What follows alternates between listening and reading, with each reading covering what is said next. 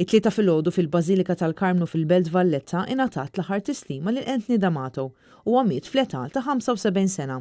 Anthony flimkien ma' ħutu John, Joseph u George jibqa' sinonmu mal-ħanut tad-diski ta' D'Amato fit-Triq San Ġwan fil-Belt Valletta, negozju li beda minn missieru Giovanni D'Amato fl-1885 u meqjus bħala wieħed mill-eqdem ħwienet ta' dan it-tip fl-Ewropa jekk mhux fid-dinja.